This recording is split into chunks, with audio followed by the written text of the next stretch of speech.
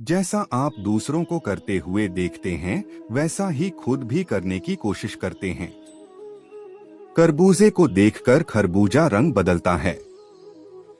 इंसान अच्छे कर्म इतनी जल्दी नहीं सीखता, लेकिन बुरे कर्म बहुत जल्दी सीख जाता है। मन तो 50 जगह रिश्ते बनाता है।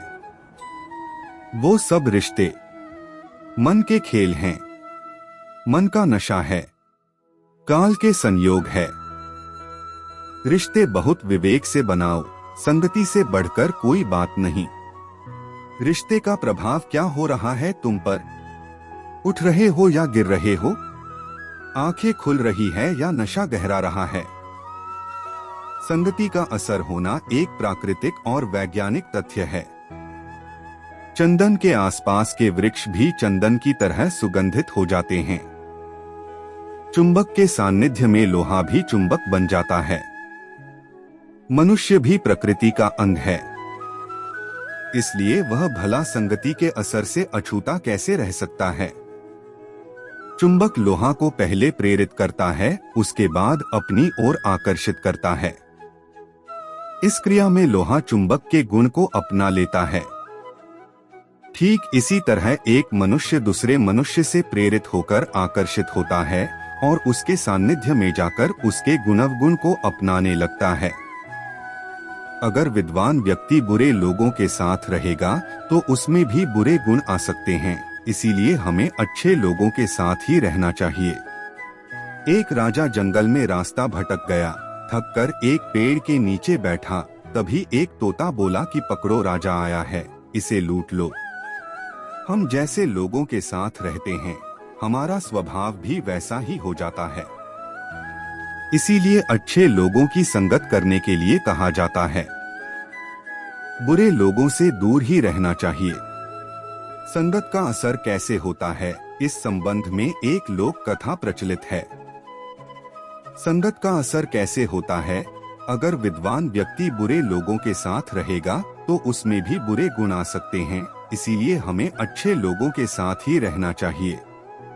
4 वर्ष पहले एक राजा जंगल में रास्ता भटक गया, थक कर एक पेड़ के नीचे बैठा। तभी एक तोता बोला कि पकड़ो, राजा आया है, इसे लूट लो।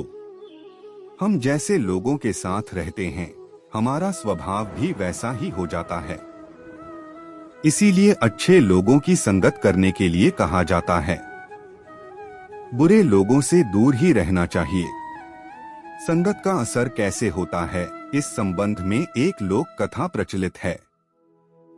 प्रचलित लोक कथा के अनुसार पुराने समय में एक राजा जंगल में शिकार के लिए गया तो वह रास्ता भटक गया। राजा जंगल में बहुत अंदर तक पहुंच चुका था। उसके पास खाने पीने की भी व्यवस्था नहीं थी। रास्ता खोजते खोजते वह काफी थक गया था। थक कर वह एक पेड़ के नीचे बैठ गया। तभी उसे एक तोते की आवाज सुनाई दी। तोता बोल रहा था, पकड़ो, राजा आया है, इसे लूट लो। राजा तोते की बात सुनकर डर गया। कुछ ही देर में वहां कुछ डकैत आ गए। राजा छिपते हुए वहां से आगे निकल गया। भागते भागते वह फिर थक गया था। आराम के लिए एक पेड़ के नीचे बैठ गया। वहां उसने फिर एक तोते की आवाज सुनी। तोता बोल रहा था, हमारे आश्रम में आपका स्वागत है। ठंडा जल ग्रहण करें, हमारे आश्रम में विश्राम करें। तोते की ये बात सुनकर राजा हैरान था। उसने आसपास देखा तो उसे वहां एक आश्रम दिखाई दिया। राजा आश्रम में पहुंचा तो वहां एक संत बैठे हुए थे। राजा ने संत को प्रणाम किया और पूरी बात बताई। संत ने राजा को खाना पानी दिया। भोजन के बाद राजा ने तोतों के बारे संत से पूछा।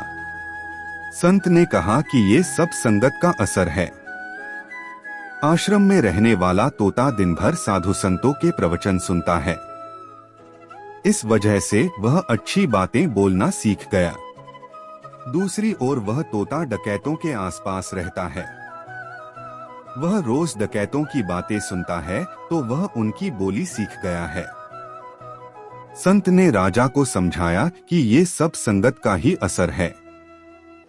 इसीलिए हमें अच्छे लोगों की संगत में रहना चाहिए, बुरे लोगों से दूर रहना चाहिए। हम जैसे लोगों के साथ रहते हैं, हमारा स्वभाव भी वैसा ही हो जाता है। अगर कोई विद्वान मूर्खों के साथ रहने लगेगा तो उसमें भी मूर्खता के गुण जरूर आ जाएंगे। इसीलिए कोई अज्ञानी ज्ञानी लोगों के साथ रहेगा तो उसे ज्ञान जरूर प्राप्त होगा।